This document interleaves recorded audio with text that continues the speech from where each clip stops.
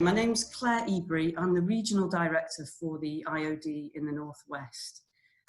We've come together today for a very different launch event. Over the last few months, we've all been living in exceptional circumstances, and these circumstances changed everything for everybody very quickly. We've had to make changes to our lives, to protect ourselves from something that is out of control and something that threatens our businesses, our jobs, our lives, and our families. And then, just as these exceptional circumstances were becoming normal, a white police officer, a person in a position of responsibility, knelt on a black man's neck until he died. And this brought into sharp focus for us the idea that our black colleagues and friends live in exceptional circumstances every single day. And not just for their whole lives, but for generations. Indeed, the exceptional circumstances have become so part of normal life that we can't always even see them. Can't see what they are on a day-to-day basis. And that's what this event's about. It's an event to give us an opportunity to really listen and to try to understand the real life impacts. So that's what we'll do today. We'll do a lot of listening, and it will also give us the chance to ask some of those really tricky, awkward, embarrassing questions that we really want to ask. Now, I'm also aware that there are a lot of people on here today who are new to the IoD, so you're very, very welcome. The IoD is the UK's longest standing membership organisation for directors. Our mission, and we've got a royal charter about this as well, is to help our members to be the best directors that they can be. And we do that in 3 areas: connectivity, bringing people together, professional development, learning, and influence, amplifying our voices. We recognise that with the best leadership, business can be a positive force in our communities and society, creating quality jobs, improving opportunities, and making our regions and nations better places to live and work. The IoD crest, we've got a little crest at the bottom of it, it says integrity and enterprise. We know that as a society, we've got a big job to do to make the world equal. The IoD sees that the directors of the future won't just be carbon copies of the directors of the past, and that we recognise that to tackle this issue with integrity, we as an organisation have a huge role to play in supporting and enabling that transition. Now, I'm delighted to tell you all that the chair of the IoD, Charlotte Valeur, is on this call today. We'll hear from her later on, specifically on the topic of business and boardroom and diversity in the boardroom. We know that business leaders have a big role to play. I'm so happy and encouraged to see over 100 people booked onto this event. We only started talking about this on Friday, so I think that we can all agree that we see that opportunity as well. We're going to try and run this event like a conversation. I'm going to ask questions. I've put into the chat already all the questions that I plan to ask. Because we've got quite a lot of content to get through, and I want to make sure that we cover all of those key topics. But we also don't want this to be a performance. We want this to be a conversation. So we're going to try and cover the key topics for about an hour, but I'll encourage you during that hour to please put in any more questions that you've got, or any supplementary thoughts or queries or anything that you want to Sharon and Marilyn to talk about. And then for the last half an hour, we're actually going to try and open this up to direct questions. Because there's so many people, I won't be able to see physical hands going up, but there's a little button that you can press to raise your hand, and then I'll get an alert. So please make sure you're doing that, and we'll try and do this you know, in the most open and honest and genuine way that we can. So I'm going to start with Sharon. And Sharon, can you talk to us about your experiences, and then bring in Marilyn to talk about hers? Thank you. Yeah, sure. Okay, so I'd like to as well just reinforce what Claire has said about how thrilled I am that so many of you have come to have this conversation today. And I really wanted to couch my sort of opening remarks with the following. First of all, that neither I nor Marilyn, and I know Marilyn well, neither of us come to this conversation with an accusatory tone. This is not about pointing fingers and laying blame, so to speak. This is about understanding context and understanding history and understanding the journey, because if we don't understand, then we'll misdiagnose the problem and we can't move forward. We can't bring the right solutions. And so in conversation with Claire, we thought it'd be useful to just understand that I am not coming as the voice for all Black people. I'm bringing a perspective, but there are certain elements which will have universal application by virtue of what we're seeing. My own background is I was born here in Manchester. My grandparents were Windrush immigrants. They came here during the mid-40s, early 50s, and they came here by virtue of invitation, really. I recall very, very clearly my grandparents seeing the UK as the motherland. That's how they described it. And certainly when my mum came, she recalls thinking that the streets would be paved with gold. And why was that? Because Jamaica, which is where they came from, was a part of the British colony. And certainly throughout the education that they had in the Caribbean, the UK, the British Empire was lauded as being the place of aspiration.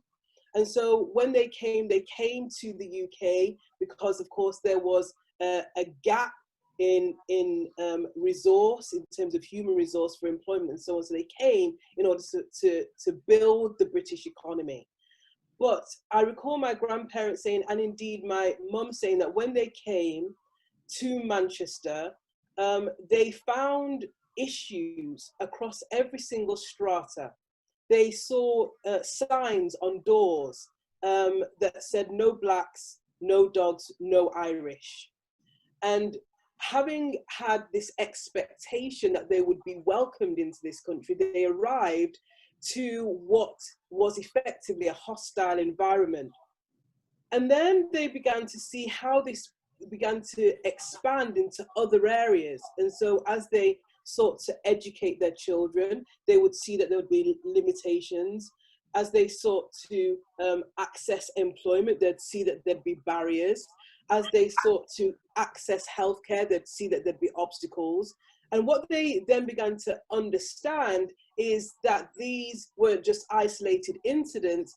There was a whole societal environment which was hostile and anti this flux of people who'd entered into this country. What that then led to, me being a child of that upbringing and that understanding, is what I recognize we all have, actually. And it's not unique to the Black community, that we all grow up with a perspective of our lives. There's a lens through which we understand the world. Everyone does. We refract our understanding of the world through a lens, and we have a certain aperture.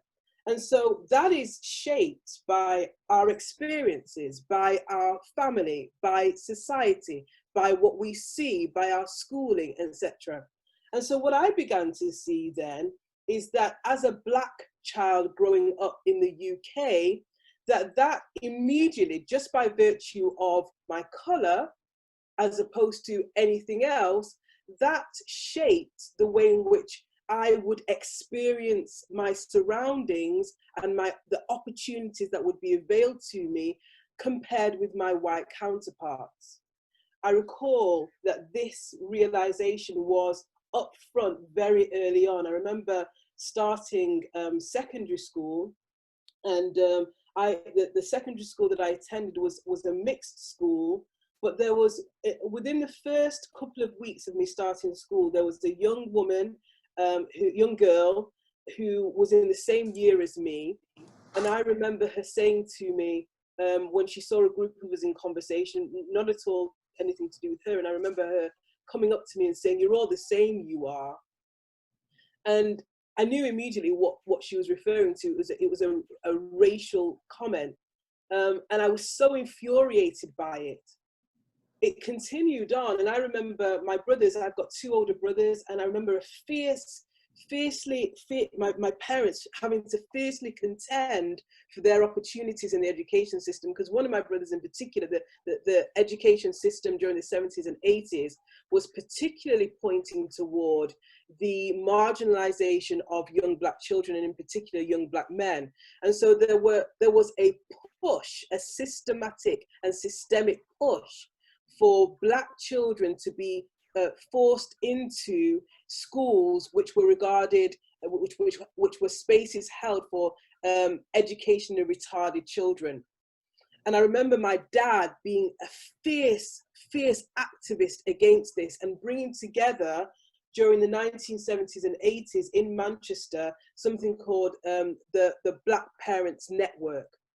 And as a child growing up, I would be around this space and hear the cries really of West Indian parents in particular. It was held at a West Indian centre, but you had parents from across the Black community coming together and saying, my child has been excluded with no just cause. My child is being held back in class. My child is experiencing this level of punishment disproportionate to their white counterparts. And so the Black Parents Network came together. And as a child, I was hearing this around me, but also it coincided with the riots that took place across the UK in the 1980s, 1981. It was sparked.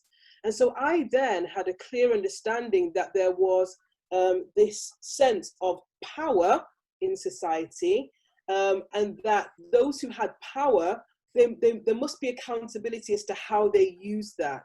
And that's what really, I'm clearly truncating a long story, but that's what really drove me into practicing law in the first place. And so I was a criminal barrister for 16 years, and that was driven by this understanding that we can't simply have a system that disproportionately treats certain people poorly compared with others. That can't happen. Society can't be built on those foundations. You can't have systemic racism in that way. So I practiced law for 16 years, always knowing and always having this sense, going into a roving room, well, even starting off at the bar, being the only person in the room, going into the roving room at court and being, if not the only woman, certainly the only person of colour in the roving room, and having this sense and knowing just from various experiences that there was the expectation that I was starting at a further back, and therefore had to prove myself to be as good as my counterparts. And that then manifests in the way in which because of that paradigm, because of that experience, the way in which I have raised my 3 children. It's to understand that already, because of how extant those issues still are in society, that they have to put in extra work. They have to work extra hard. They have to have a consciousnn about how they walk in the street. What I'd encourage us to understand is how society itself is built up to see people of colour, Black people in particular, in a certain way. And so in relation to all of the relevant indexes, you'll see overrepresentation or underrepresentation of Black people. And so therefore, the message as a mum to my children is, in order to book those trends, you have to show up in a way which is so much more positive than perhaps your white counterparts. And it's still a lived experience now for us. I was sharing with Claire, and Claire really wanted me to share about my own experience. I, for example, will tell my children, when you go to a shop, ensure that you receive the receipt from the shop assistant, because you don't want there to be any question when you're leaving the shop about the items that you have in your hand. We have, and this is my personal experience, that of my children, to this,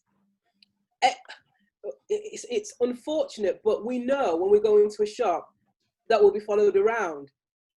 Immediately, we just know that that's going to be the case. that there'll be a certain eye on us disproportionate to other people in the shop. In my own daughter, and I was questioning whether or not I should even share this experience, but we experience it in the education system. My daughter is at UCL, which is a red brick university, but she applied for Oxford. She's you know, very capable. She applied for Oxford University, and she had, when she applied, she had the above the grades required. So it wasn't just the basic grades to study law. She had the requisite grades and above. She went for the interview. She didn't get into Oxford. As it happens, there were no other Black students in that whole academic year. None. Now, on the face of it, we could say, well, just a bad year. But when we look at what this actually means over a period of time, we know that that can't be, it'll be too reductionary to arrive at that oversimplistic conclusion that there just weren't competent Black children to enter that year. So I don't want to go on because I clearly can, but it was just really to open up a sense of my own experience being a Black child born in Manchester, born in the UK. In fact, I'll tell you a quick story before I hand over to Marilyn. I remember being in Stretford Mall some months ago. Well, yeah, does anyone remember Stretford Mall? Oh, yeah. Does anyone remember going to shops? Do you remember going to a shop in a mall? Well, some time ago, I was in Stretford Mall, and there were two elderly women, and you know, they were clearly well-meaning, and they saw me, and they were clearly European in some form or other. I don't know if they were Polish or otherwise, but they had an accent, and they saw me walking, and they said, "Hello." So I said, "Hello," and they said, "Where are you from?" And I said, "Manchester," and they said, "No, where are you really from?" "Manchester." "Oh, okay, well, welcome." So they completely discarded that, and they said, "Welcome to the UK." Well, I just said thank you and went on to Lidl. But you get the point. Yeah. You don't have a very strong Manchester accent, Sharon. Do I not? Is that disappointing? I'm not a true Manc. Shall we bring... I'll bring Marilyn in. That's just an introduction, really. Thank you. The reason, hello everybody, my name is Marilyn Comrie, and I wear several hats, one of which is I'm the director of something called the Blair Project, where we're a STEM education provider. And STEM has always been a key part of my life. But the reason why I was laughing at Sharon was that my son Niall had a similar experience, but it was with a council leader, a very well-known council leader, who couldn't believe he was from Manchester and asked him 3 times and said, "No, where are you really from?" And it's because he couldn't believe that a young black, intelligent, articulate young man could possibly be from Manchester. And that encapsulates what the problem is. So a bit about me. I'm a Mancunian, grew up here, went to school here. At 4 years old, decided I wanted to become a scientist and also travel to Africa and make the world a better place. Did really well at school, went to Stretford Grammar Girls' School, what came top of the year every year, went on to Birmingham University. So I was the first person in my family to ever go to university. And in my mind, I could be and do anything. I was talking to somebody today about the phrase "be epic," and in my mind, I was epic. Anyway, went to university and then decided, do you know what? The area of chemistry I really liked, which was physical chemistry, there weren't many jobs in. So I've always been interested in current affairs and debating. So decided I'd go and study radio and TV journalism at what is now UCLan. And straight after that, got a job with the BBC and became a journalist and programme maker, and eventually rising up to series producer of documentaries, current affairs. And so in terms of my background, anything that I ever wanted to do or aspire to do, I could do it. I had the power. And then I decided to retrain and become a leadership coach and trainer. And I thought, right, I'll put into place my plan to go to Africa and make the world a better place, because making the world a better place has always been important to me. But anyway, I set up a business, and the first person to give me a contract was Sir Howard Bernstein. And the contract that I had was to deliver the Black Staff Leadership Programme at Manchester City Council. And we're going back to probably around 2005, 2006. And it was about ensuring that they had Black leaders, Black and Asian leaders at senior management levels, and they'd set a target, and the programme was very effective in ensuring hitting the target that they set. And once the target was hit, they didn't need any more leadership training. So I went off, I became an honorary ambassador for the Foreign Office, and then went off to Kenya and was heading up a program which was about increasing trade flows with former, well, Commonwealth countries. They're not former Commonwealth countries, but leveraging a network that they had called chevening to win business for UK companies. That was very successful indeed. In the space of less than a year, we won £4 million worth of orders for small SMEs. It was going to be rolled out and expanded, and then there was a change of government, which is about 2010-11. So anyway, I then carried on and stayed in Kenya, going backwards and forwards, and then around 2013 there was a terrorist bomb in a shopping centre in Nairobi at the Westgate shopping mall, and luckily I had returned to the UK the week before. Otherwise I would have been in that shopping mall at the Art Cafe with my really good friend who headed up security at the British High Commission.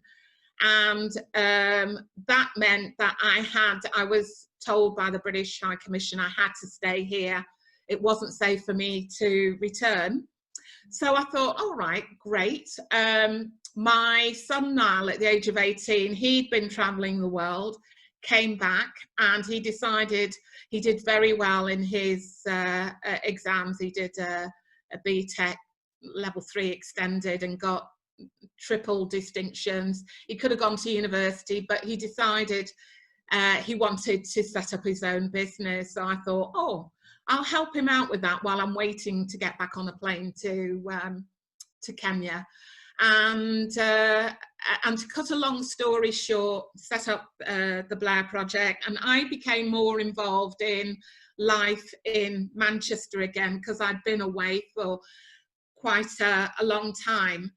And I was absolutely shocked once I became more engaged with the strategy, how the city was developing, at how, to what extent we'd gone backwards as a city region. And so now there are no Black people in leadership positions at Manchester City Council. I then went and started looking around at some of our major companies and institutions like the Growth Company and other big employers in the city region. And the thing that I really noticed was the lack of Black faces. And Manchester has always been a very proud city that's always, I mean, Emily Pankhurst is one of my heroines, and I think Manchester's always been at the forefront of, whether it's an industrial revolution or whether it's kind of like civil justice revolution, and I couldn't understand what was going on in the city. And increasingly, the more and more engaged I became, the more I realised that there was a problem that nobody was speaking about, nobody even seemed to notice. I remember reading the Our People, Our Strategy, Our People, Our Place strategy for the Greater Manchester Combined Authority, and there was no mention of race in terms of what we were going to do to create an inclusive city region. And this is because I was a journalist. Data and fact checking has always been important to me. So I started to look at the data for Manchester, and the data is very alarming indeed. Under Theresa May, she commissioned a race equality audit, which showed that Manchester was one of the hotspots for discrimination, race discrimination. And what this report highlighted was that the outcomes for people of colour in Manchester were significantly worse. They're 3 times more likely to be unemployed than their white counterparts. And because of that, we know that health is linked to poverty. So the health outcomes were also worse.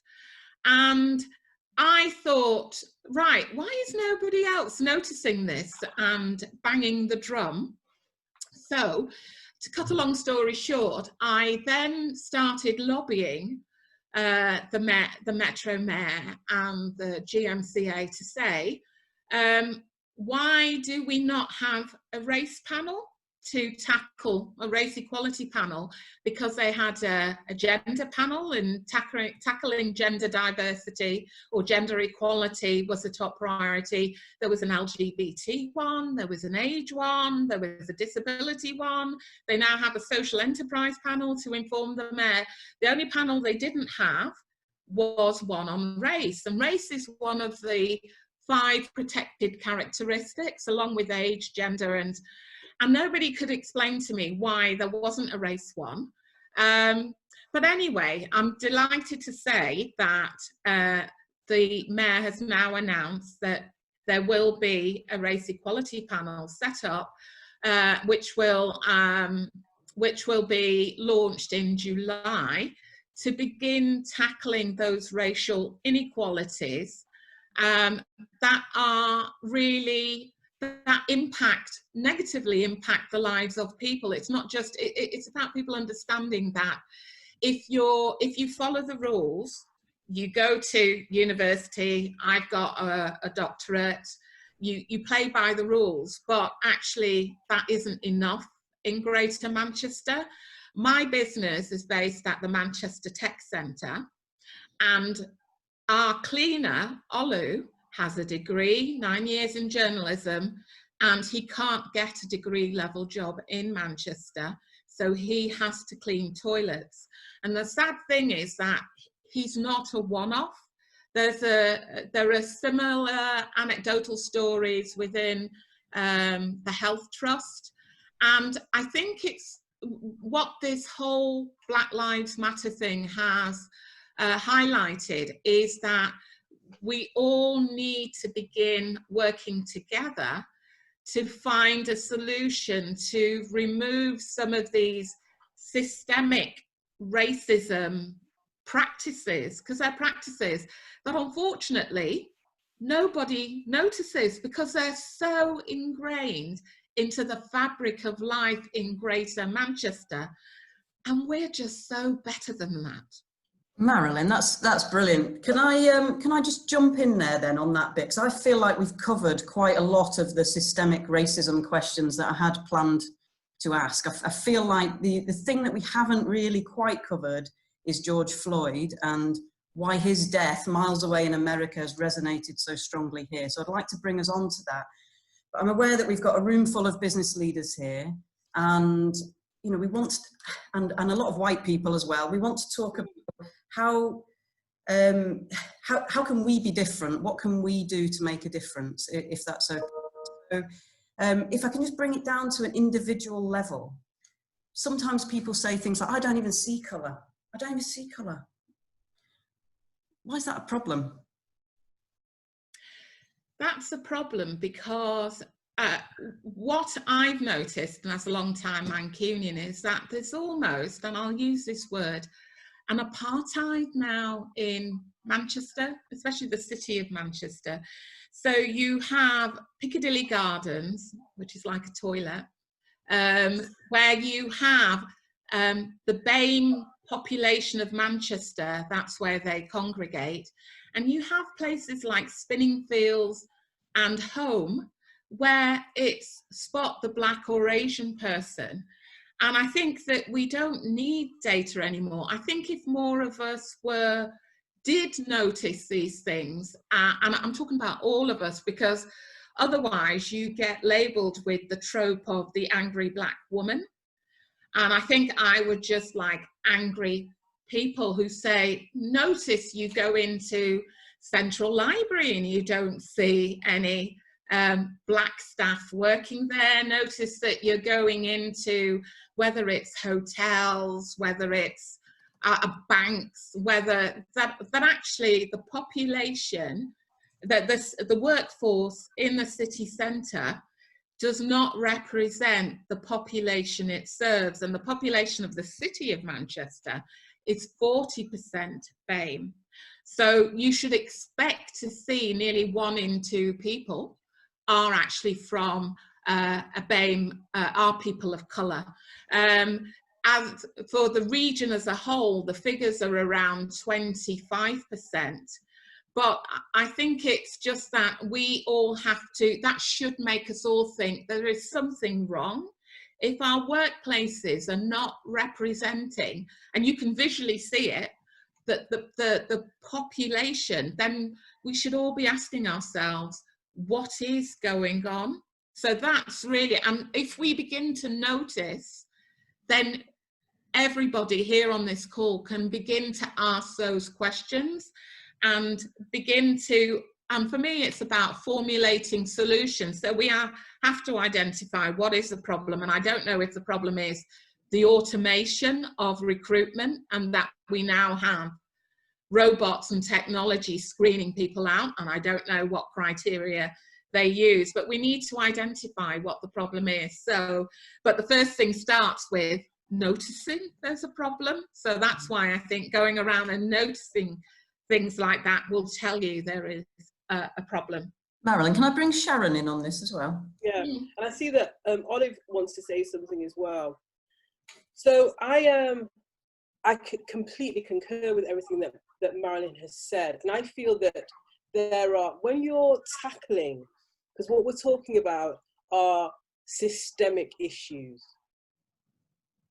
and so there is, first of all, no one solution to it, and what's required is response on both a micro and macro level.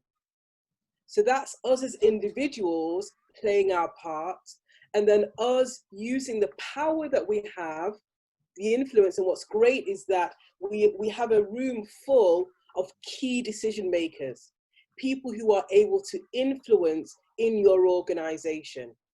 And so on a micro level, and this is a question I posed myself, so I can give you a simple example. On a micro personal level, I have asked my children, what have I told you and taught you about race in the way in which I've raised you? What have I taught you and told you about race? What through my behaviors and my attitudes have I told you about other people and how to treat other people? And ask them for honest answers, like real candor. Tell me if there's something about the way in which I have talked about or failed to talk about or inadvertently hinted at white people or Asian people or any other race. Tell me if there's something about the way in which I've spoken that has led you to a certain conclusion. Tell me what that conclusion is. And then when I've got that honesty coming back to me, then I can start seeing, well, what parts, in what ways am I inadvertently or intentionally complicit? That's something I can do myself today. And that's something I have done. I can also, and I do this, challenge my counterparts. So when I hear something that I know is just not in keeping with what is correct, what is just, and what is fair, then I use my own power, the power that I have to use my voice and speak truth and say, that's wrong, or that language is not acceptable. And let me give you a for instance. So I've got several friends who are mixed parentage, but there are friends of theirs or new acquaintances who don't know, because of the hue of their skin, how light colored their skin is, they don't know that they're actually of mixed parentage. And so those white friends will have conversations about Black people which are offensive, not knowing that they are speaking to a whole other part of that person's life. And so in those situations, those mixed parentage friends have to speak up, and they do, and say, actually, the view that you're holding is discriminatory and racist. So calling on your courage, individual and a micro level, to speak to those issues. And then on a macro level, it speaks to the point that Marilyn was just saying. And that is, around your board tables, in your boardrooms, saying who is missing and why. Why are they missing? In your spheres of influence, who is missing and why? And this is not just a matter of justice. So if we just want to be quite even mercenary about this, if we want to have a bottom line approach to this, we know, we're well familiar with the McKinsey reports that point to what happens where we don't have diversity in around our boardrooms. And clearly a lot of the reporting has been around absence in terms of gender, but McKinsey points to absence in terms of gender and ethnicity. And so what are you missing out on? What is your groupthink and echo chamber causing for you to miss by way of your strategic growth, as well as the issue of justice? You said that Olive had a hand raised. I do, yes, yeah. Olive, can we bring you in? Yeah, so I've been a consultant for 21 years. Previously, I worked in recruitment in Manchester for Reed and Blue Arrow. So you're talking 30 years of experience working in Manchester. And I walk into companies and I very, very rarely see a Black face. That's the truth, hundreds of companies. So recently, I spoke to a client yesterday about this, because what I'm finding, because of the Floyd situation, it's moved from, it's just a report, people are being oversensitive, to what can I do to change things. Even my neighbours saying to me, Olive, I bought a book about Rosa Parks. I want to understand what I can do to change things. And that's a complete change for me. And my client said yesterday, Olive, I'm worried because I think we're not racist, but I'm sure that there is within the business. What can we do about it? So the key thing that I hear from everybody is, even when I was chair of the CIPD, was we can't get Black people, they don't apply for jobs, we don't know where to find them. That's what everyone says, blanket. So it has to start with recruitment. If you always go the same recruiter, you always get what you've always got. When I was in recruitment, we were paid on commission and getting people in jobs. So if for a client with all white staff, there's no way we'd bring in a person of colour, a Black person, because we knew it might be difficult to place them.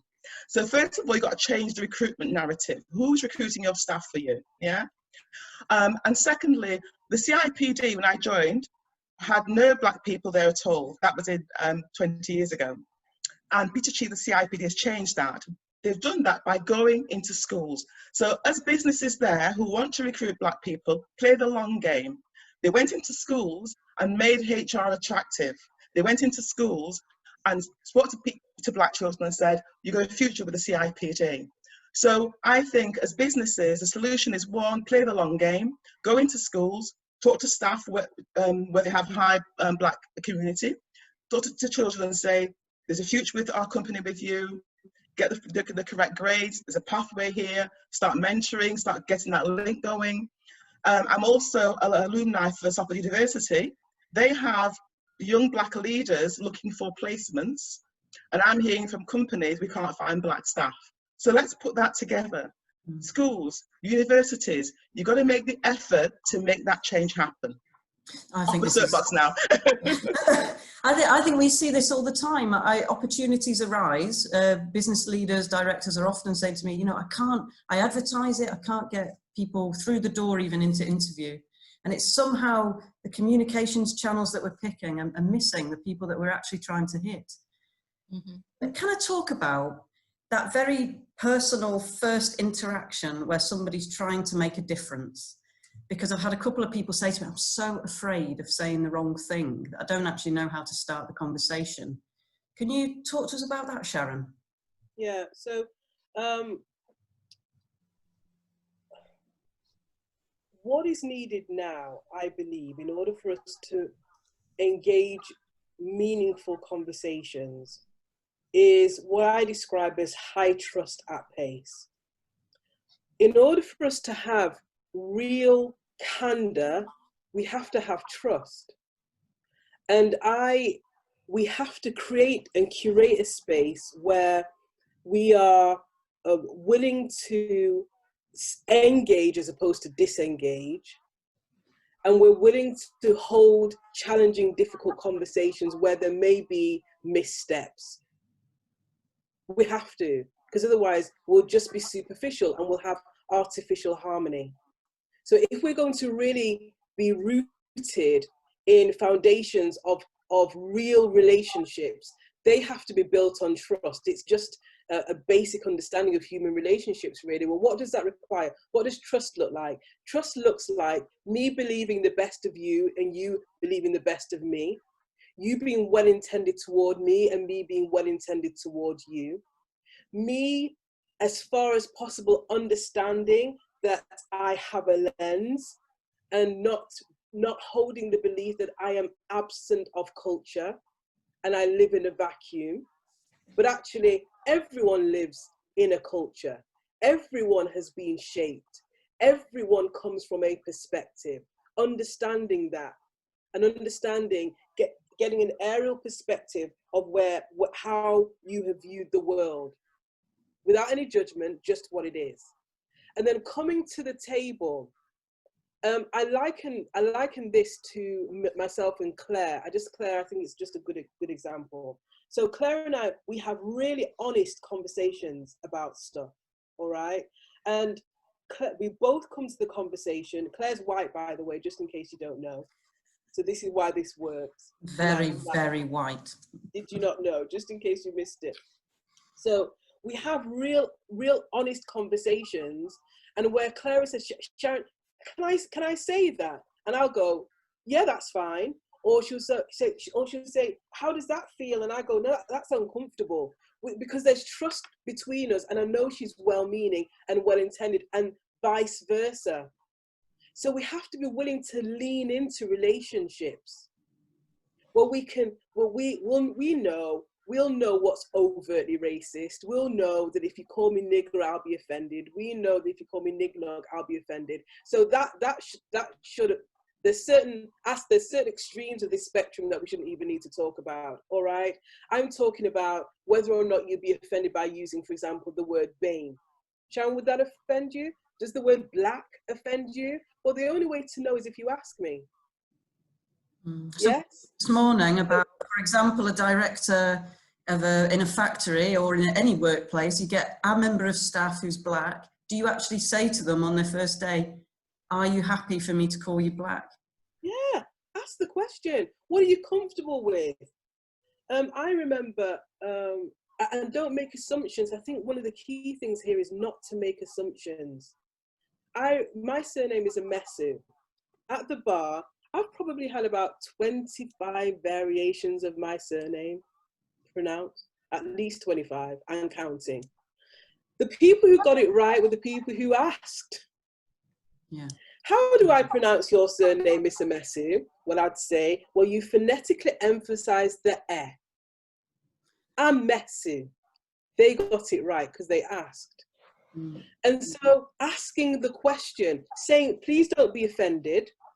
Yes, I just want to ensure that I get this right.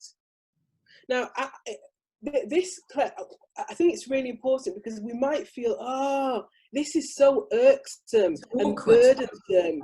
Yeah, it's so awkward. But do you know, we're going to have to do the hard stuff. We're going to have to do the work. If we want to get a better society, then we have to understand that it was a long time getting here to the place where so much is ingrained. To uproot that is going to take work. I'd like to try and bring Charlotte Valeur into the conversation, if she could take herself off mute. Charlotte? Hi. Hi. Could you talk to us about the boardroom and what we could do at that level? Yes, absolutely. So, I mean, that is obviously one of my things to look at. What should we be doing in the boardroom as directors and as leaders? I mean, apart from being the mother of 3 mixed children that are half Ghanaian, half Danish, so it's obviously also very close to my heart. I'm very, very focused on action. Words are good, right? But it's actually action that counts. And without the action, we can't really get anywhere. So there's a whole list of things. I think I have a list of 20 things we could easily do. We came out with a statement from the IoD board, cutting the long list down somewhat because people sort of lose attention halfway through it. But some of the things obviously is that we sort of took out of it, but that I still think is important. Be aware that there is xenophobia everywhere. People have a fear of differences, but we need to acknowledge it. And then we need to explore it and then look to eradicate it, because in the end of the day, we are all human beings, right?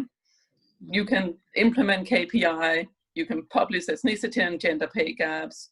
You can also acknowledge our own privileges as a catalyst for change. So my privilege is I'm white. There's people that privileges is that they're men and I'm not. So then there's neurodiverse people are underprivileged compared to neurotypical people. So everybody has some kind of privilege, right? Some people are more beautiful than other people. That's also a privilege. Height is a privilege. So all of these things, we have to acknowledge them and use them as a catalyst for change. I think we also have to see, I think there's, what I'm hearing here, I mean, there's quite a lot of trailblazers around. I happen to be the one that seems to always throw these uncomfortable subjects onto the table for that. That's my role in life. I think I've done that always in a very blunt way, sometimes a bit too blunt, and I apologize for that if anyone has ever felt the bluntness a bit too harshly. But really, we've got to put the conversation onto the table. We need to do that in the boardrooms as well. I think this is absolutely, absolutely key. What I do on some of my boards as well is that we collaborate with our service providers, everyone working with the organizations I'm serving boards on, and they need to show us that they have policies in place in the same way as we have, that they ethically follow the same things.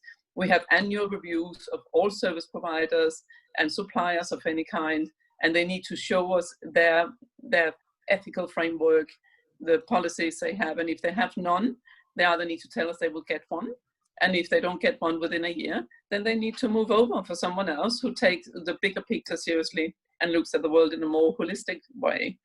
We could organize field days for directors to really sort of listen firsthand, but that's maybe slightly more out of the box one that people might be so happy to do. I set up an organization called Board Apprentice, which is operating in 8 different countries to get different people onto the boardroom.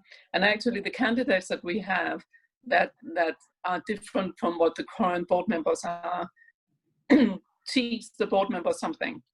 They're part of the Trailblazer community.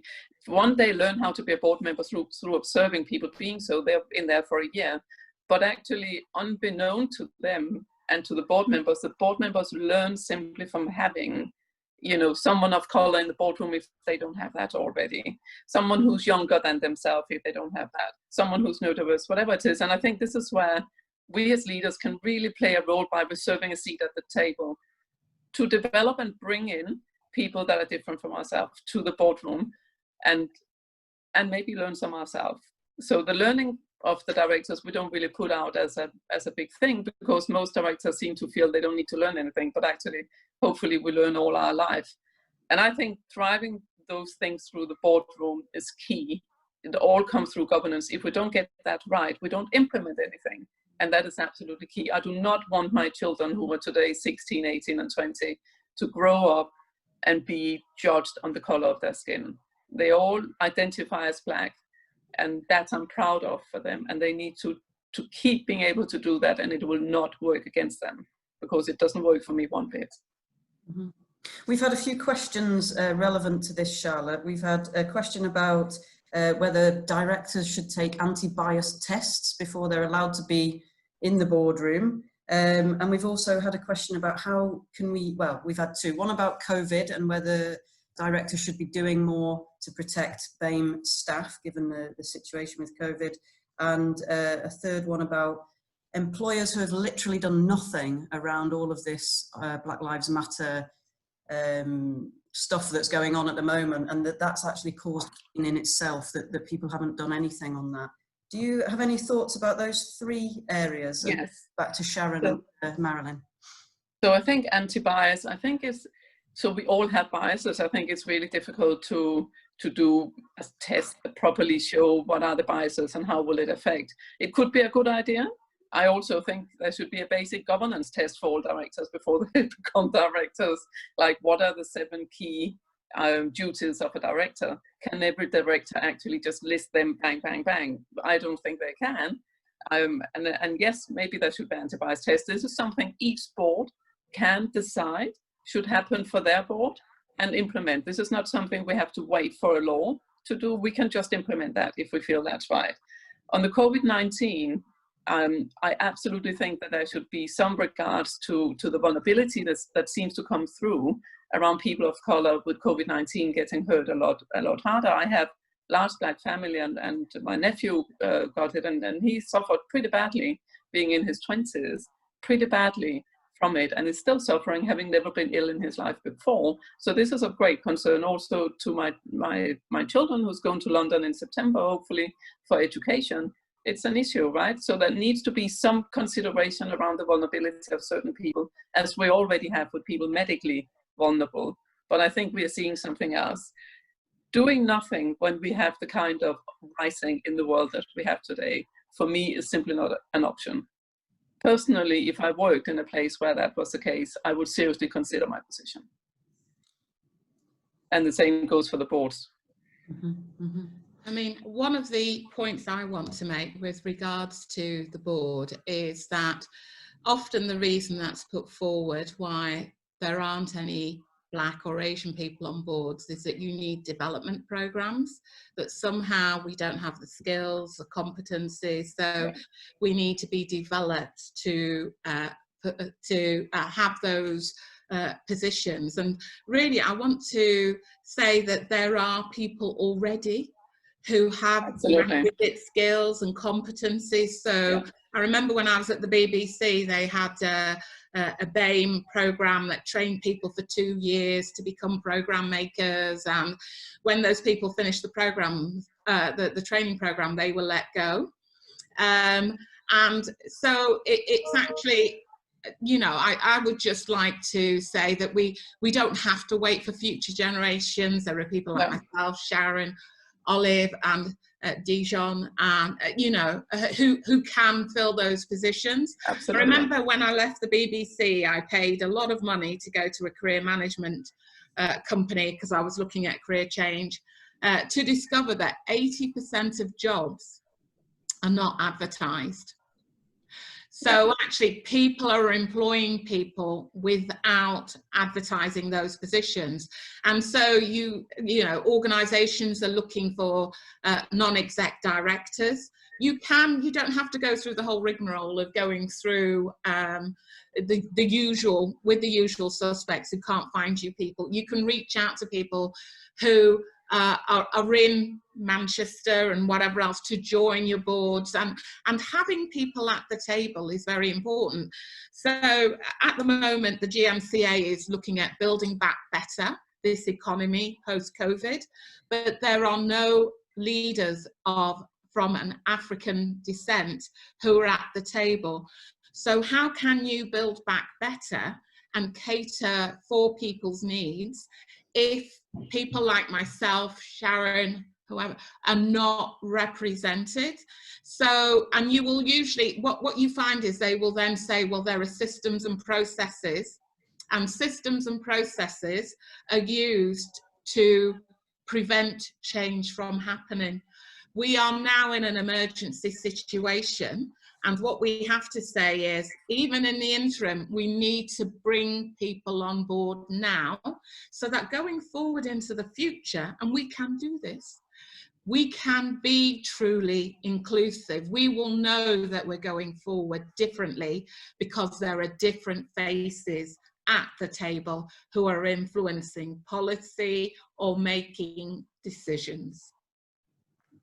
Absolutely, I completely agree. I do think it's an insult to say always that, oh, they're not there. But that same goes for women, right? It's just not true. It's not, and I've been publicly very vocal about that. And I think it was a headline that I said that the FTSE boards were lying. I didn't actually say that. I said it's not true that there isn't a talent. It is absolutely there. It's just not being picked. And that's why the board apprentice piece, for example, is actually teaching the board members more than the people, because the people come in and they are eminently able to fill the job. It just is, the door is not open. So in a sense, we're trying to walk in the back door, if you see what I mean. And that seems to work, because more than 70% becomes board members after that. I think they get into the network a bit, but again, not making the positions available publicly is something I'm trying to push. I launched a website that is threefold to use called Net Classified, simply for that purpose, to get transparency on board positions. It's just important, and all our candidates for board apprentices, all diverse, come through that, and we'll see whatever positions are there. I think it's just, we just need to do more, but actually have actual tools, and specifically say, you can do that, or you can do that. And all the things that we need training, it's an insult. We can run with it, right? We can run with it a bit, but I'm getting a bit tired of it. You know, if nothing else, I mean, maybe we need a law one day. If that's all that makes a change, that's it, right? Yeah. Sharon, do you have anything to add to that? And then I'm going to open up to questions. So if everyone could get their trigger fingers on the hand button. Can I make a quick point about that, please? Oh, yeah. Charlotte and Marilyn, you talked about boards, and you talked about lack of BME boards. Some research by the CIPD around this, and it says that 34% of board members do not have a Black friend or a Black contact. And that means communication with Black people is limited. So whereas the female part of the board is rising, the BAME part is falling, because if you can't talk to somebody, you aren't going to recruit them, yeah? So we have to find a way for board members to actually talk to Black people, understand how to communicate with them. That's one of the key points. And one more point before I leave it, sorry to Dominic, but is about media. Now, I've got children and grandchildren in this country, and remember years ago they talked about mushroom management, keeping the dog and shit on them, okay? So what happens is with the media is, if you look at it, if you were from Mars and came into the UK or the world and looked at the media about Black people, it's also negative. Black boys are either drugs or killing somebody or stealing. Black women have 5 million kids, and we're inarticulate. All the negative things. 6 million. Thank you. They're all out there, aren't they? So we need to lobby the media. We need to show the truth. Because when I grew up here, we had things like Desmond's, yeah, where we had a popular Black family in a humorous setting. There's nothing on the TV now that's positive about Black people. So this is what we're all fed. So if we're saying we have to change the narrative, we have to start with the media as well, and try to ask for positive images of Black people. So we're fed things that are positive. Absolutely. Off my soapbox. Can I just say something on that? Just listening to everything that's been said, and you know, we all feel the same as Black people. We've had similar experiences, but I think what Sharon mentioned about intention, and I think it's for all of us. If your intention is to cause division or hurt against your intention of helping, informing and learning, that's how you can distinguish how people feel. just by having the right intentions. And it's about digging deep and finding and looking into yourself really, and asking yourself your intention before you actually speak. Yeah. I'm just going to add that. Thank you, Dion. That's great. Sharon, would you like to add anything before I go to questions? I've got Mark with his hand up. Mark, go. And I've got one from Danny about positive discrimination as well. Yeah. I do, but I do want to give us opportunity to ask questions. Okay, right, let's move on to Mark then. Mark, you've patiently had your hand up for ages. Hello, everyone. So it's not really a question, but I'm listening intently and also very curious that the problem is between white and black. Now, I'm Chinese, and what I want to warn you is that there is the biggest racist in the world that is coming up. And I am curious why nobody is paying attention to this. And that is the Chinese, right? The Chinese actually are the biggest racist culturally, tradition. We are the biggest racists in the world. And we don't care whether you're black or white. You will never ever find a director or business owner on a Chinese business board, right? Now, this is going to be a big problem because China, as you know, Asia, Japan, they are coming up in the world in terms of wealth, right? And the way we do business is utterly racist. It's got, you have heard things are called guanxi, which is a network. It is actually a very old 5,000-year-old clan system, where if you are Chinese and you belong to a certain clan or family and you have familiar people, you then do business in a familiar area. So let me give you an example. You've heard the biggest company in the world, and that is Alibaba, right? It went stellar on the New York Stock Exchange. All the top directors, all the top decision makers come from one region and one region in China. So even the Chinese are racist. They are discriminating within the ethnic groups. And this region in China is a place called Hangzhou. And that's all. That means if you are from Shanghai, you cannot even sit on the board of director of Alibaba. And that's how bad it is. So I wanted to pick up something that Sharon spoke about. And that touched me quite a lot. Mark, thank you so much for that. You're bringing in a completely different experience. I know that some people on this call are probably working with businesses in China. So if you would you put your email address into the chat, that way that anybody who wants to pick up on that kind of topic with you directly could pick up on it. And then Sharon, if I could ask you to just respond to that for us, and then I'm going to go to the questions that I've seen. So Danny first about positive discrimination, and then Donald as well, if that's okay. So Mark, thank you so much for sharing that and for your honesty and candor. What I personally don't believe it's a black and white issue. I think what we're talking about is systemic discrimination and us getting to grips with how we do business and how we run society. And where there is within that society any group of people who are disproportionately disaffected, disengaged, held down, then we as a society look at that and say that's not acceptable here.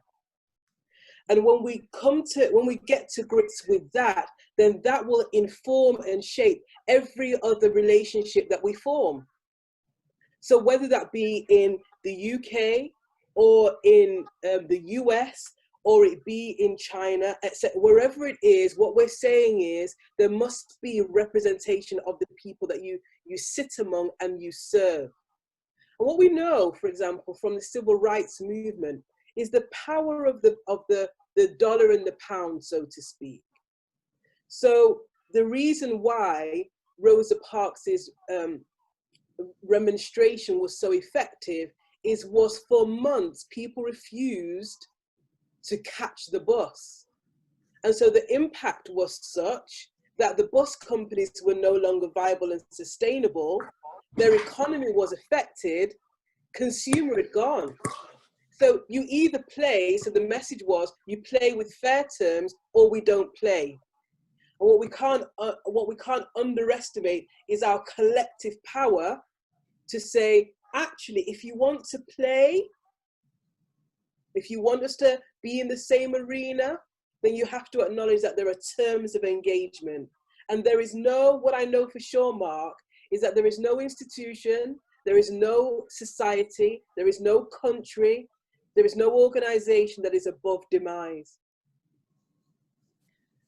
One of the things that I'd like to say, and following on from what Mark has said, is that ultimately, I think, you know, what the whole George Floyd thing did for me, and I'm the mother of 3 sons and 2 grandsons growing up in Greater Manchester. I think the reason why it really touched people is that that man died because of a $20 bill.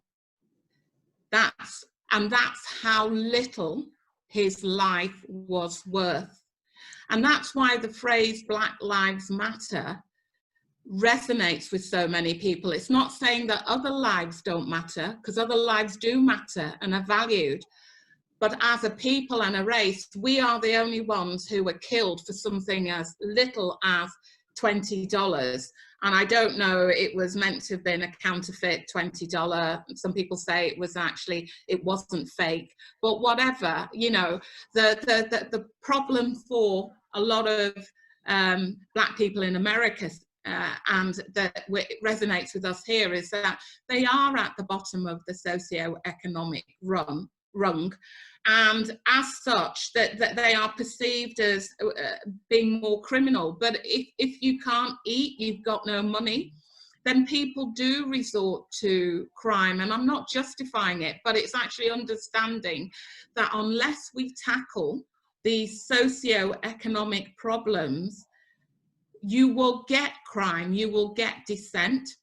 So it behoves us all, if we want to live in a better society where there's less crime, there's less conflict, helping to lift people up from the bottom of the rung, helping to lift them up is really, really key. And I formed an organisation called Black United Representation Network, which is 10 Black-owned businesses. And what we realise is that lobbying, political lobbying, representation isn't going to change anything. We've seen in Bristol that people were lobbying politicians to bring down the statue. They didn't listen. What I've discovered in this world is that money talks. So the rise of China, people will listen. You have power, you have influence if you have money. So the Black community needs to do, we're the only community, we need to emulate the Jewish community, the Asian community, and grow successful Black businesses here in Greater Manchester. That means that we can be taken seriously and our lives will start to have value. Our lives have no value because we don't have economic power. And so we're not listened to. And that's something that I'm committed to changing with other people. But we want to do business with mainstream businesses. Procurement is an area that we're looking at seriously. How can we win 1% of the GMCA's procurement budget? It's 8 billion.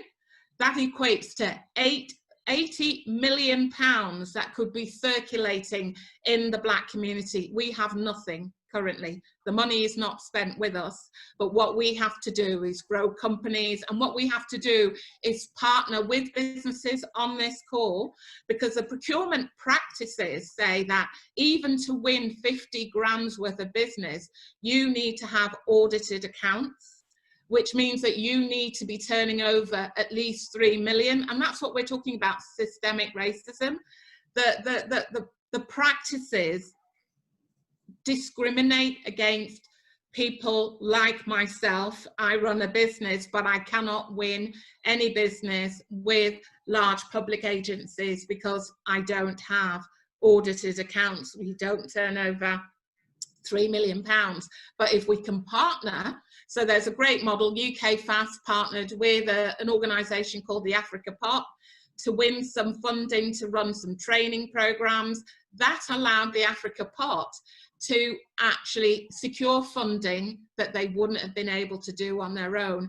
So I think that that's a model that I would like to see Greater Manchester take forward, where larger companies who've got that track record of winning business, who are turning over more than 3 million, to reach that required level, will partner with Black-owned businesses, and there are many here, to begin to change things. I think that's one practical thing that we can do. Start using Black employment recruitment agencies as part of your supply chain. I would like to join the supply chain of some of the businesses on this call today. And that's how we will drive change. It's through economics. I love that. I love that point. I think that's excellent. Listen, I've got 3 people who've asked questions. I'd like to get them quickly to ask their questions and then come back to both of you, if that's okay, to answer all 3. So Danny, then Donald, and then Jane. Danny, Great. your question. Thanks, Claire. Thank you.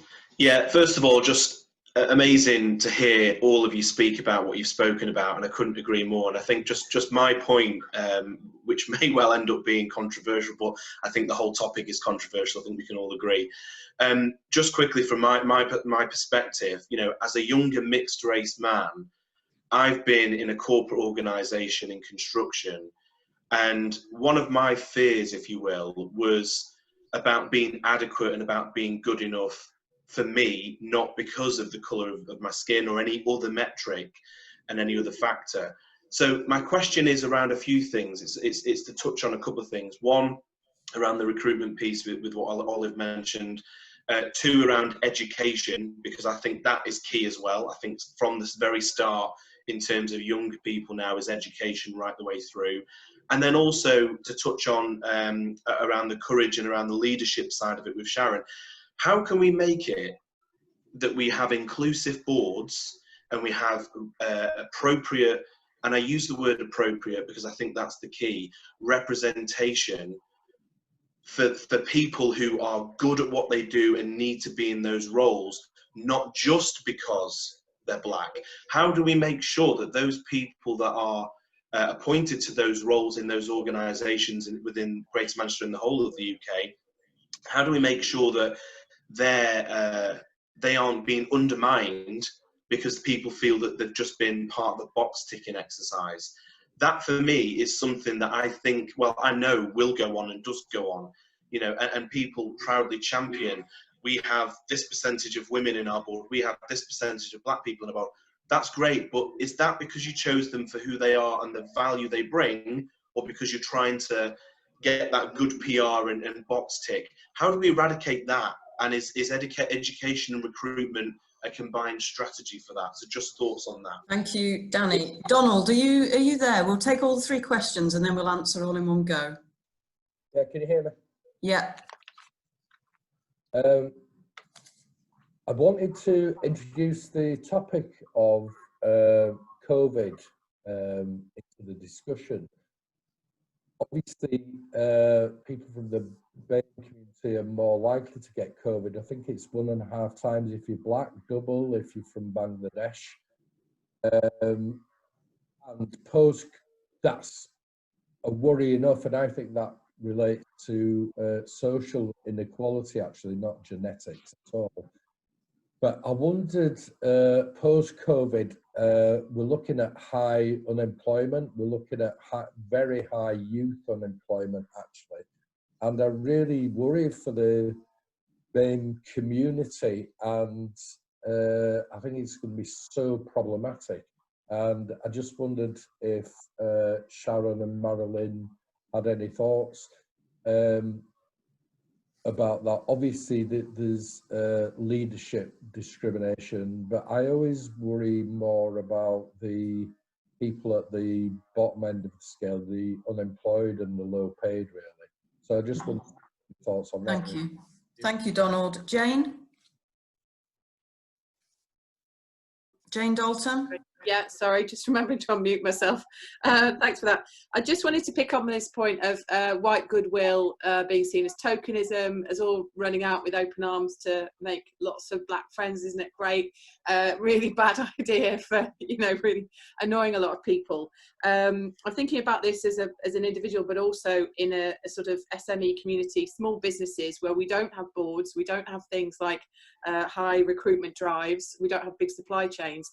What could we do as practical steps, and what can we share as best practice that is, instead of us just stumbling and getting it wrong, is there anything immediate we can do? You know, I'm thinking about my own kids' history project at the minute, talking about pick a building in Lancaster. Funnily enough, the one we picked is number 1 Dalton Square, which is the site of the Black Lives Matter protest that we went on last week, but also the site of the place where the guy who was behind slave trade in Lancaster was lived for, you know, in Georgian times. So great, you know, a practical thing that we can all talk about as a family, but what else can we do, particularly in a business setting? Great. So Sharon and then Marilyn, could you try and answer those 3 for us? And then we'll maybe try to wrap up at the end, Sharon, if that's okay. Yeah. Okay. So thank you all for your questions. I think in part, Danny, it's a question of how do we avoid tokenistic appointments to senior leadership positions and boards. I believe that it comes back to my original point, which is around intention. All right. So you have to have an intention to ensure that your board is representative. If that is your intention, sometimes I feel that we can become paralyzed by the second guessing of our intention. So how do I know I'm right in doing this? Can paralyze us from the board's perspective from taking action and just getting the person on board. Yes, know that fundamentally you've got good intentions. I want to make this right. I want to do my part. If I live in the world of second guessing, then I'll continually think that this might be interpreted this way and that might be interpreted that way. It might be misconstrued here and there. It's the same with conversations. And if we're constantly in this place of fear, fear brings paralysis. And so on the one hand, then, I want to encourage boards not to just know what is right to do and do it. Know what good representation looks like for you and set the targets and go for that. And so too, your experiences, Danny, are ones that I very much resonate with. And that's this idea of, have I been appointed here because I'm good enough, or because they've got some metrics and targets and boxes that they want to tick? I too had to push past my own second guessing and say, I'm here and I'm good enough. That's it. And my work will speak for me. Yeah, couldn't agree more. Couldn't agree more. Yeah, and so this is why I just feel it's so important for us to begin to trust ourselves more, to form good fundamental intent, and go forward. Feel the fear, feel the unrest, feel the discomfort, but act on your good intention. Absolutely. And I'd like to add to that we need to move away from feeling that if you're black and a woman, in order to sit on a board, you have to be exceptional. Yes. There are very average men sitting on boards. So we have to move away from this issue of that you have to be exceptional, and Caroline, whether I you're saw good your enough. response. I just saw Caroline's response going, oh yes. But it's true. So it's always presented in that way that the people who are currently on boards are great and exceptional, and it's not the case that you don't have to put pressure on yourself to say, I have to be exceptional, I am already good enough based on your skill sets, your experience, and you develop. We elect prime ministers in this country and ministers who then get portfolios. They have no experience or whatever else, and they have to go and do a good job. So we can too, is all I'm saying. So we can challenge that, and we need to do that now. There are enough people out there. We just need to be given an opportunity. The other thing around Donald's point is about people and coming out of this and the impact on BAME communities. You're absolutely right. And it's one of the things that keeps me up at night. But I know without leadership, the needs and wants and concerns of those very same people will not be reflected in any of the conversations that are currently being had by the people in power here in Greater Manchester. So how can they build back better with the full knowledge of what life is like for those people and what we need to create in order to safeguard them as much as we can or create opportunities? So that's why the leadership is key, and the representation, so we can act as a voice to speak for those people, so that whatever strategy and plans are being drawn up does actually meet their needs. And lastly, one of the things when I was working at the BBC, I think socialising, all the contracts, all the opportunities came as a result of people socialising in the Groucho Club in London, and that's how you got things commissioned on the back of a fag packet. So I think creating opportunities where people can socialise. I don't know who was it, Olive, that said 34% of people on board had never even interacted with somebody of colour. So how can we create those spaces? It's a bit like a Groucho, but people can go into, begin to socialise. It doesn't become uncomfortable for them to sit next to a black man, an Asian man, a black woman, and actually they can see it as normal. Because the bottom line is, truly is, we all want the same thing. We absolutely do. And there's much more that unites us than separates us, because ultimately we're all human beings. It's just that we're wearing different astronaut suits. So we need to go beyond that, but we need to make it comfortable for people. And I think creating spaces where people just socialise, I think, is important.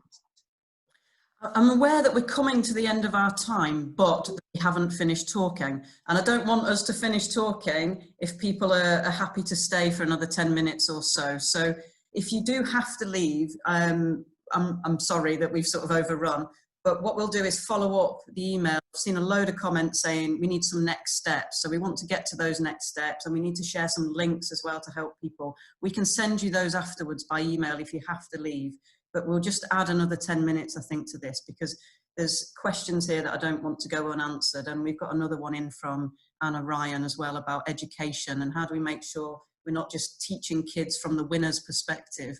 We actually overhaul that bias right from a young age. So if we could add that to the other two that we've still got, that would be amazing.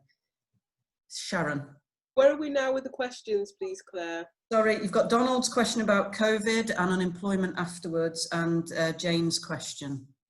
Okay, I don't think there's anything that I would add to what Marilyn has said about the post-COVID era, immediate and medium term, in the same way that as a region, we are going to have to look at solutions from a decision-making level as to how we ensure that better is better for a certain part of society across the board. We have to look at solutions for everyone, and that's going to require decision-making bodies being inclusive in their approach and their thinking. I honestly believe that this is an opportunity, actually, for us to genuinely build back better. Like, COVID has sparked for us an increasing awareness. Besides the George Floyd Black Lives Matter movement, what we've seen during the COVID period is just how stark those disparities are.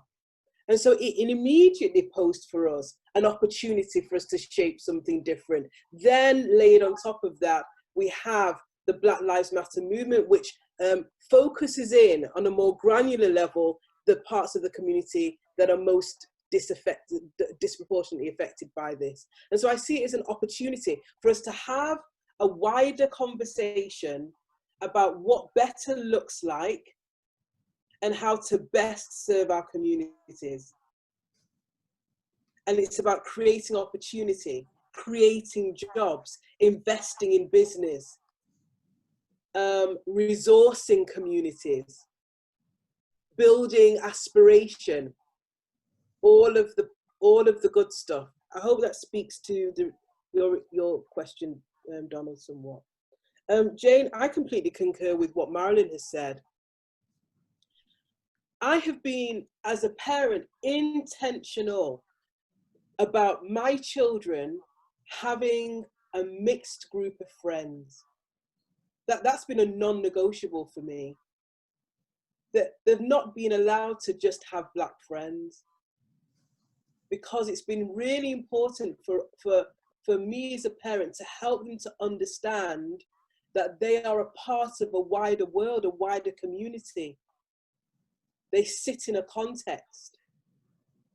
And I'm grateful because that was the way I was raised.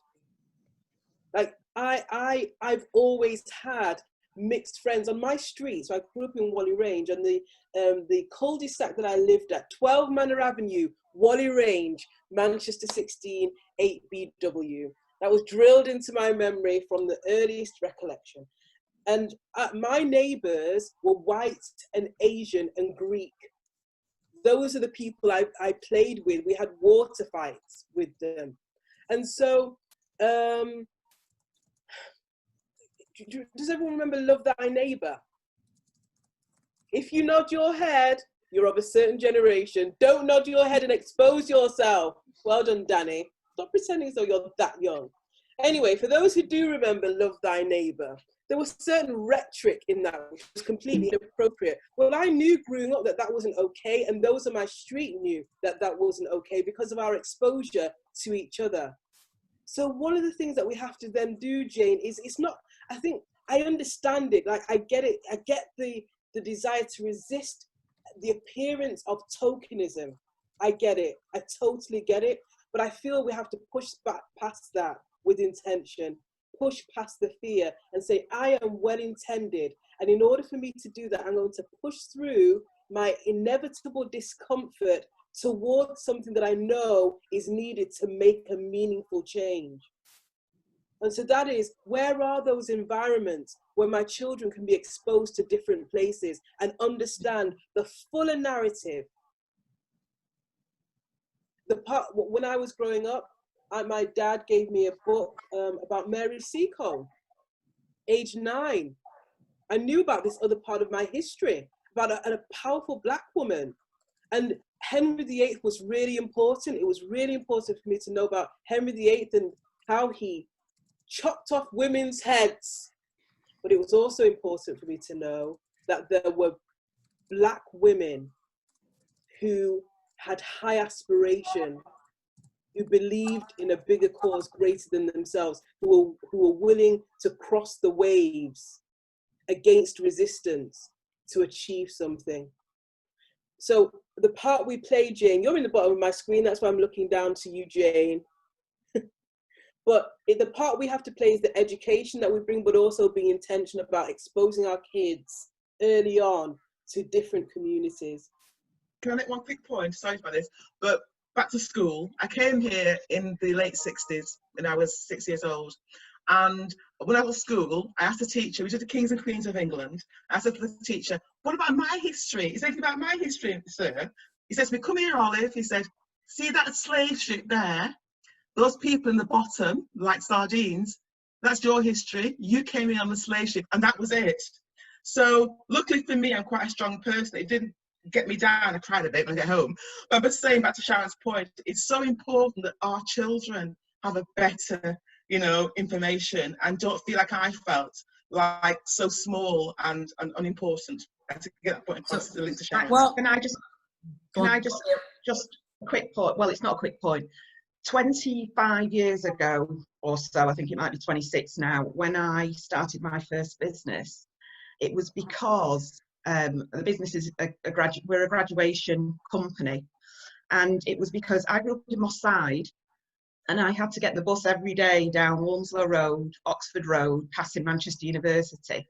And when I left school, I never saw one person of colour in wearing a cap and gown graduating, and I wondered why.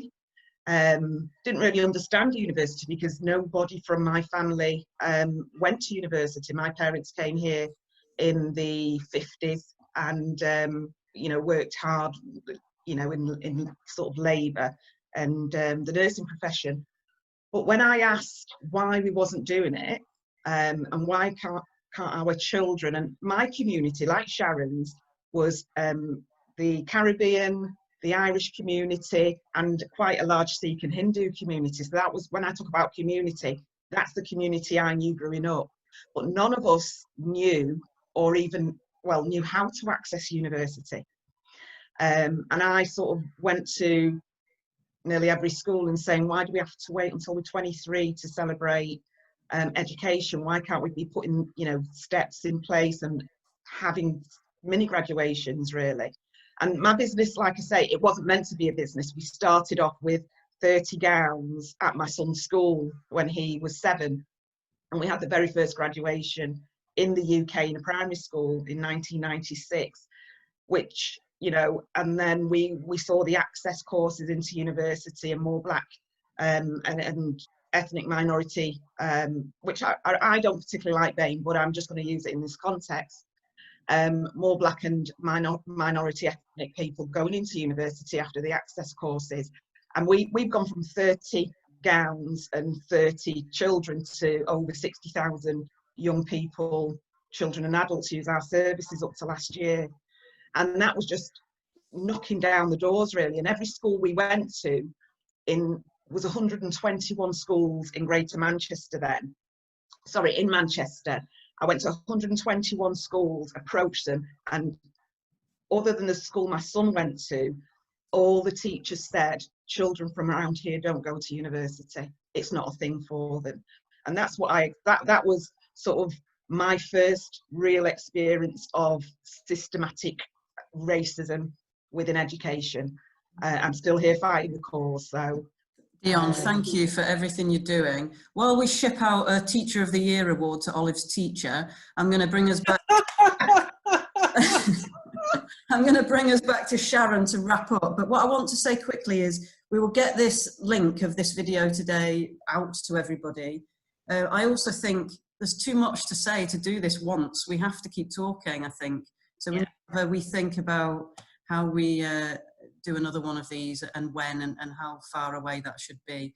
But Sharon, could you wrap up for us, and we'll let everybody get back to their day job. Well, I just wanted to say thank you to Marilyn for joining us. Thank you to every single one of you for being a part of this conversation. Thank you to Claire.